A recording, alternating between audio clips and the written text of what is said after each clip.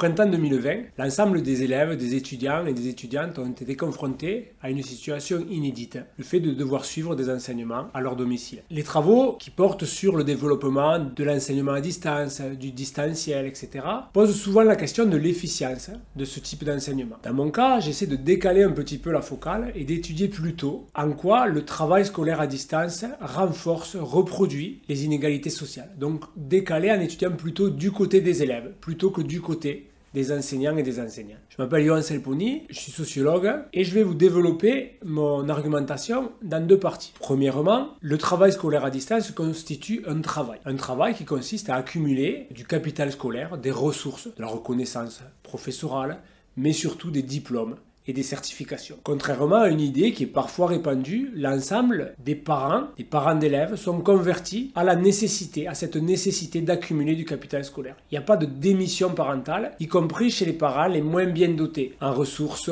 scolaires, culturelles, etc. Lorsque les enseignements ont lieu à distance, les élèves, mais également leurs parents, travaillent à cette accumulation de capital scolaire. Ils y travaillent, mais ils se posent aussi avec la question de l'intérêt de jouer le jeu scolaire. Il se pose la question avec une acuité particulière qui est autorisée dans une certaine mesure par la distance. Ce travail scolaire, il est aussi accumulé, approprié, de façon parfois ambiguë. Il y a des résistances des parents, des élèves à ce travail scolaire. Dans un deuxième temps, je montre comment les conditions de scolarisation à distance contribuent à renforcer les inégalités sociales. Tous les élèves sont soumis à une distance qui se ressemble, à distance des enseignants, à distance des lieux d'enseignement, à distance des autres élèves. Mais il y a des différences importantes qui ont trait aux formations, à la manière dont le travail à distance est organisé dans les formations qui sont suivies par les élèves, mais aussi des inégalités qui sont liées à la proximité forcée induite par le travail à distance avec le foyer, avec le travail domestique en particulier. Et donc il y a des filles en particulier qui font l'apprentissage, un apprentissage précoce du travail domestique lorsque